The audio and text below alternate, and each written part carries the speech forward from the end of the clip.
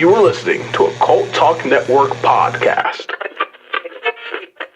Welcome to the first episode of Cult of Lore Ghost Stories. I'm Eric. I'm Ben. And I'm Jerry. And god damn it, Becca, this was a great idea. A friend of mine, Becca, suggested we do some coverage on the lore of the paranormal. And so we've put together this mini-series as part of our Cultober lineup. Yeah, this will be interesting to see how this goes down. It's a little bit more campfire-y. Heebies, officially Jeebies. Yeah, Jared came fresh with his Heebies or Jeebies? I brought both. Both. Oh, you are always so prepared. I love it. So the format's going to be just a little bit different than what we're used to. I will be telling you folks and Ben and Jerry for the first time paranormal story that I found, and then we'll do some discussion and we'll let you folks go on your way to enjoy the rest of Cultober from Cult Talk Net. Yeah. Me and Jerry have not looked into any of this. That's part of it is that we are just as clueless as you guys. Actually, if you're clicking on this title, you're probably actually more clued in than we are. That's a good point. So, yeah, take it away, man. All right. So, this ghost story comes from a letter written by Pliny the Younger. He was writing to, I think he was another philosopher named Licinius. How old was he when he died? Did he keep that name? I think he was younger than the elder. Yeah, there was an elder. Yeah, there was a Pliny the Elder. His you uncle. You can't prove that. They're the same person. They're the same person. Oh, Pliny. Oh, crafty dog. Anyway, so in this letter, Pliny actually brings up a few different ghost tales in this letter. Basically, what he's doing is he's kind of asking Licinius his opinion on, like, apparitions and stuff. And it's like, do you think these are real, or do you think that these are just flights of imagination?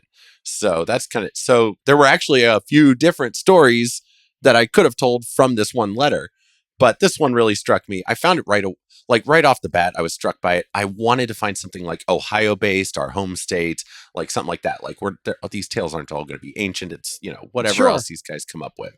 So, but it just struck me how neat this was, and we'll get into it. I won't hold us any longer from our tale.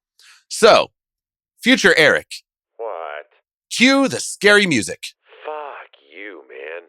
No, fuck you. All right. So, according to the letter of Pliny the Younger, I will now tell this tale in my own words. So, in Athens, in the time of ancient Rome, there was a mansion, a large house in the city of Athens within Rome. Sure. The people that lived in this house were tormented nightly by the sound of rattling chains and a ghostly apparition of an old man who looked decrepit and emaciated and disgusting, with a long beard and long hair, and his hands and feet were bound in chains. And he would rattle these chains at the inhabitants and make beckoning motions with his hands to get them to follow him. Interesting. Yes, I thought so too. Well, it got so bad that these people that were living in the house, they couldn't stand it anymore. It just caused them a shitload of stress and fear and anxiety. And so they abandoned the house and put it on the market for sale or lease at a greatly reduced rate. Some things never change. Right? Well, a Stoic philosopher by the name of Athenodorus came into town, and he saw the house with the price posted, and he was really curious about why the rate was so low for such a big, apparently pretty nice mansion.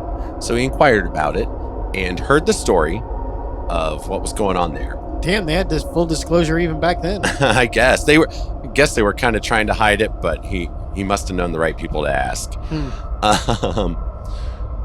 So, even after hearing the story of this spooky chain-rattling apparition, Athenodorus decided to take up the house. So he either bought it or rented it and moved his people in. And on the first night there, he had them set a couch in the front room along with some writing supplies and a lantern. Told everyone to go to bed and leave him alone. And he set himself down to writing. I guess in particular, he was choosing to sit down and write to keep his mind occupied so that he didn't get lost in fancy. Maybe, his mind start playing tricks on him and stuff. The stoicism coming out. Exact. That's what I thought. No time for daydreaming. No. Yes. But it does make for a hell of a witness. Right. Yeah. The skeptic. Yep. Yeah. Mm-hmm. So for the first part of the night, it was very quiet and he was able to get a lot of writing done. But eventually he did begin to hear the sound of rattling chains. And eventually it seemed that they were in the same room as him. But he kept his focus. He did not look up. He kept writing and just tried to dedicate his mind to that. The rattling of chains began growing closer to him and louder. And eventually he couldn't help himself but to look up, where he saw exactly what the others had described. An old, disgusting, emaciated man, hands and feet bound in chains, beckoning Athenodorus to follow. And Athenodorus held up his hand in a gesture to please wait, and then went back to writing, ever the stoic. Huh. Shut the fuck up, Grandpa. I'm busy. I'm busy. Get behind me, Satan. Yeah, that really is. I wonder if that's like one of the first documented cases of not today, Satan. It could very well be. I have a suspicion that this may be an early account of several tropes that we may find. I think so too. Yeah. I think I know a few that you suspect. So, after a little bit longer of sitting there and trying to write, the chains were growing louder. Soon they were right over his head, rattling loudly. And Athenodorus looked up, and the old man was still beckoning him to follow. And so Athenodorus took up his lantern, stood up, and he's like, "Okay, I'll follow you." You know what? I like this guy. I like Doris. Doris has got his shit together. I like him. He's got the chutzpah. Yeah. The merits of stoicism, yes. The virtues, I should say. It's a philosophy I've always admired. This is one of the reasons why, right? Yeah, anybody that's ever listened to us, no. Listen, there's no way I could do stoicism. I'm too loud. So the chained man, this apparition, led Athenodorus slowly because of the way he was bound. He couldn't move very quickly, but he led him slowly through the house and out into the courtyard, where Athenodorus saw the apparition vanish. And what he did then, the philosopher, he took a handful of leaves and grass and set it down on the spot where the apparition disappeared. The next day, he went to the authorities and he asked them to please dig up the spot in the courtyard where the apparition had been buried. And they found something. What they found was a bunch of old, rotten bones with chains interwoven through them. An old slave? Perhaps what they think was that he was someone who was perhaps tortured and then murdered. And so what they did was they took these bones and, at the state's expense, gave them funerary rites and buried them. And thereafter, the house was no longer haunted. And that's the story of the haunted house in ancient Rome. Now, one of the things that I think may come into play here is in ancient Rome, there was like this concept of spiritual pollution, and several different things could cause it. It wasn't like pollution in, ew, icky, I have to wash my hands. It's a very spiritual seeming pollution. This spiritual pollution could pollute a place or, a person and stuff like that. So one of the ways to cause this pollution would be to not give a body its proper burial rites. Which, I mean, a lot of people feel that that's Yes. some sort of wrong. Yes. And so they would believe that a place or a family or a house or whatever could become polluted by this. And also that it not getting your proper rites done could cause your own spirit to be unable to pass on, and so then to linger in the world of the living as a shade. Yeah, we see that. I think there's sects of Hindu that's like if you are buried or put to your final resting place without all of your organs, then you won't. Then it's kind of like the same thing. Yeah. You'll haunt the family missing that body part until it's reunited. It's an interesting concept. I wonder, man. I wonder how that develops. That seems like such a, for lack of a better term, a luxury belief, right? Yes. Like, to have the luxury to put these trinkets in and to spend some time with the body. otherwise you go to hell. Right. Otherwise, that's it. Yeah. Otherwise, it's like, man, I don't like a lot of religions. Their requirement for a peaceful afterlife is internal. Right. That way, it's on you. Yeah, you can't get screwed over by somebody else, which is what they think happened to the Chained Man. They think he was buried in that fashion in order to continue his torment. Well, that kind of backfires if you're haunting your own fucking property, don't it? I know. Oh my God. Can you imagine if you buried him on your neighbor's property? Oh, I wonder if that's what happened. The neighbors didn't like him. Rude. Because like by those rules, they're not going to haunt you. They're going to haunt that spot. So they're going to haunt the neighbors. Yeah, exactly. Good fences make good neighbors. Good fences do make good neighbors, don't they? Yeah. No, you know what makes good neighbors? Not burying bodies in their yard. No, nothing. Nothing makes good neighbors. Neighbors are an obscenity to the eye and the brain. Ben wants to be where nobody can see him. Yeah. Yep. I want to be able to piss off of any corner of my house at any time of day without anybody's permission and without going to jail. That's the dream. Yeah. Living the dream. So yeah, that's all I have of note there. But what I found interesting about this was kind of the early haunting tropes that were already kind of showing up here. Yeah. Rattling chains. The rattling chains is numero uno. Yeah. Oh yeah, it's like Dickens. Yeah. Like Jacob Marley. Jacob Marley. Yep. I had the same thought. Yep. Just they told a different story with the chains, but it's still there. Only I still go with the Muppets. We're Marley and Marley. Oh, God. Whoa. More cocaine. Let's see. And what else was in there? Of course, the haunted house itself, which I don't know why it surprised me to find one in ancient Rome. It seems like for as long as we've probably thought about things being haunted, it was probably the places we inhabit ourselves. Oh, sure. Yeah.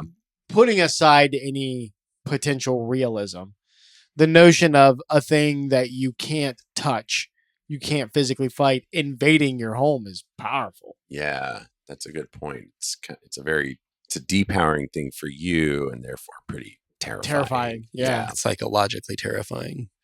Right. Yeah. While being particularly directed towards like the kind of brutish people that would not normally be affected by such a home intruder, right? Because you can't physically fight this thing.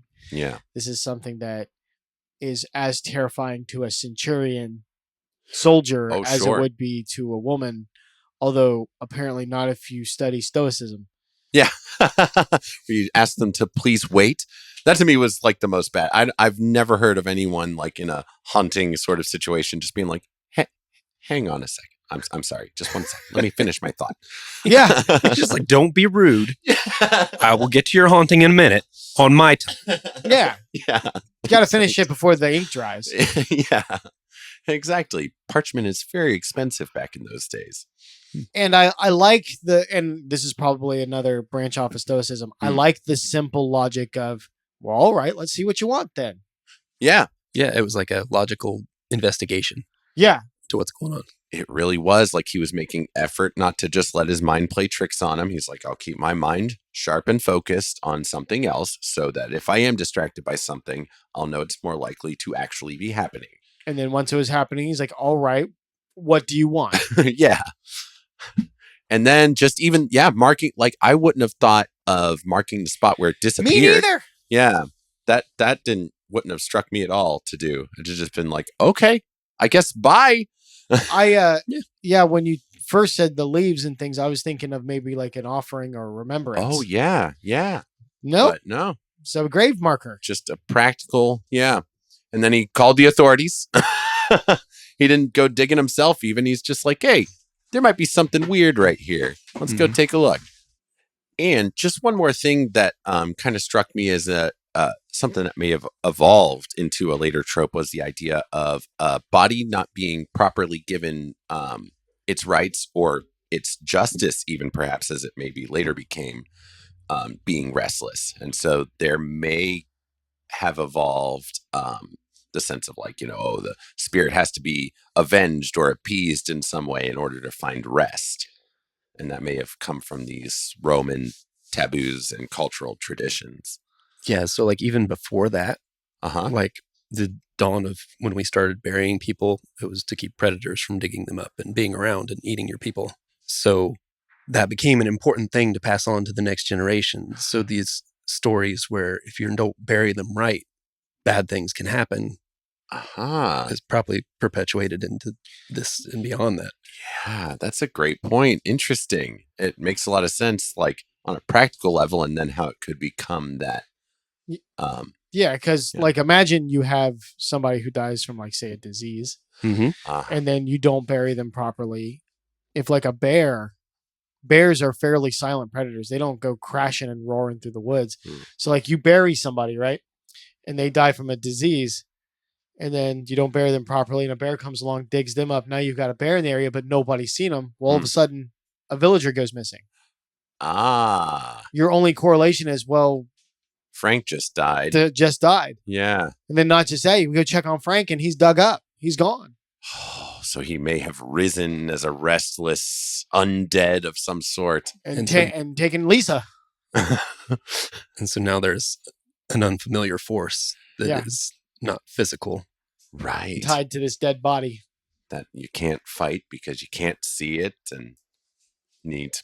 Cool. That sort of thing is exactly why I really liked the idea. I believe that all of our fears eventually lead to bears. No, that's a really good point. I think you're right.